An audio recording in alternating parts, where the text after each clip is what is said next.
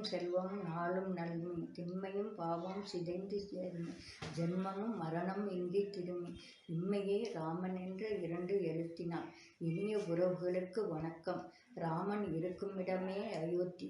சூரிய குலத்தில் ராமனின் முன்னோர்களால் சிறப்புற்ற அயோத்தி மாநகரம் ராமன் பிறந்தபின் மேலும் சிறப்புற்றது. அவ்வூரில் வாழ்ந்த ஒவ்வொரு மனிதரும் மிருகமும் பறவை பட்சிகளும் மரமும் கொடியும் தாங்களது இருப்பையும் அவ்வூரில் தாங்களின் முக்கிய தத்துவத்தையும் ராமன் பிறப்பின் மூலம் உணர்ந்தார்கள். இதன் காரணமாக பின்னால் ராமன் வனவாசம் செல்லும் சமயத்தில் அயோத்தி மாநகரமே ராமனை நினைத்து வருந்துவதை பின்வருமாறு காணுவோம். தாயின் வரத்தால் தந்தையின் கட்டளையால் கானகம் செல்ல நேர்ந்தது ராமருக்கு. அவ்வேளையில் ராமர் பின்னால் செல்ல அனைவரும் ஆயத்தமானார்கள்.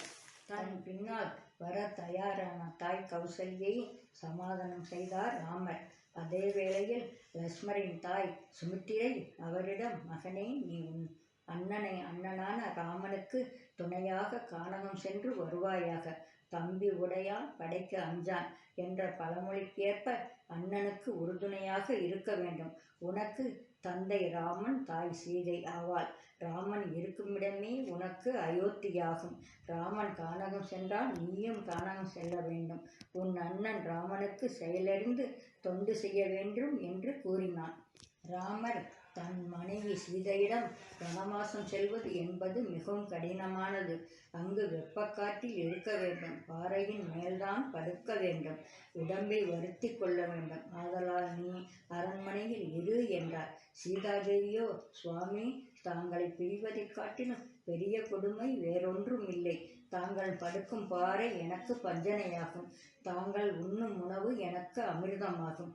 என்னை என்றும் பிரியமாட்டேன் என்று கூறி என்னை கரம் பிடித்தீர்கள். அதை தாங்கள் மறக்கலாமா?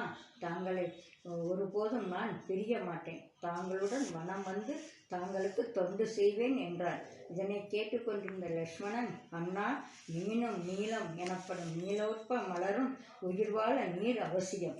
மீன் போல நானும், நீலம் போல் அன்னை சீதையும் உயிர் வாழ ராமனாகிய நீர் அவசியம். மீனும் நீலம் நீரை பிரிந்தால் உயிர் வாழ்வது இயலுமோ? எங்களின் நிலைமையே அவ்வாறே என்றார். இருவருடைய கூற்றையும் கேட்டு அதற்கு ஒப்புக்கொண்டார் ராமர். இம்மூவரும் சுமந்திரர் என்னும் தேரோட்டியின் வேண்டுகோளுக்கு இணங்கி தேரில் ஏறி கானகம் நோக்கி சென்றனர். அயோத்தி மக்கள் அனைவரும் ராமரை தொழுது தேரை பின்தொடர்ந்து சென்றனர். வெகு தூரம் சென்று மாலை பொழுது வருகையில் ராமர் சுமந்திரிடம், தாங்கள் தேருடன் ஊர் திரும்புவீராக.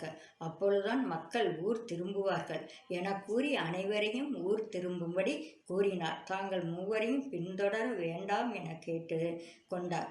அதற்கு இணங்க சுமந்திரரும் மக்களும் ராமரை வணங்கி ஊர் திரும்பினார்கள். அரண்மனை திரும்பிய சுமந்திரர் கண்ட தசரதர், எனது மகன் ராமன் எங்கே என்று வினவினார். சுமந்திரன் மௌனத்தை வைத்து ராமர் கானகம் சென்றதை உணர்ந்தார். அதிர்ச்சியும் ஆற்றாமையும் ஆட்கொண்ட தசரத சக்கரவர்த்தி, ராமா, என் ஆணையால் கானகம் வேண்டி நீ போகின்றாய். நீ துறந்த இவ்வள நகரையும் என் பூதவுடலையும் துறந்து நான் வானகம் நோக்கி போகின்றேன் என கூறி பிறகு ராமா ராமா என்றவாறே உயிர் துறந்தார். ராமனின் வனவாசம் பற்றி அறிந்த பரதன் வருத்தமுற்று தாயின் செயலை கண்டு நொந்து தன் அண்ணன் ராமனை அழைத்து வந்து அரசாள செய்ய வேண்டும் என கூறி கானகம் நோக்கி சென்றார். கானகத்தில் பரதன் ராமனை வணங்கி வருந்தி மீண்டும் அயோத்தி வந்து அரசாள வேண்டினார். தந்தை சொல் மீறாத ராமன் பரதனின் வேண்டுகோளை மறுத்தார். நீண்ட நேர முயற்சிக்கு பின் பரதன் ராமனின் பாதுகைகளை தருமாறு வேண்டி பெற்று அதுவே சிம்மாசனம் ஏறி அரசாளும் என்று கூறி அயோத்தி நோக்கி திரும்பினார். அயோத்தி அரண்மனை செல்ல விரும்பாத பரதன் அயோத்திக்கு வெளியே நந்தியம்பதி என்னும் இடத்தில் மணிமண்டபம் அமைத்து ராமனின் பாதுகைகளை சிம்மாசனத்தில் வைத்து பூஜித்து ராமன் திரும்பும் வரை அயோத்தி மாநகரை பாதுகாக்க திண்ணமானார். இவ்வாறாக ராமன் இருக்கும் இடமே அயோத்தி என லக்ஷ்மணன் சீதாதேவியும் ராமனை பின்தொடர்ந்தார்கள். ராமன் பாதுகைகளை கொண்டு அயோத்தி மாநகரும் தாங்கள் வாழ்வை தொடர்ந்தார்கள்.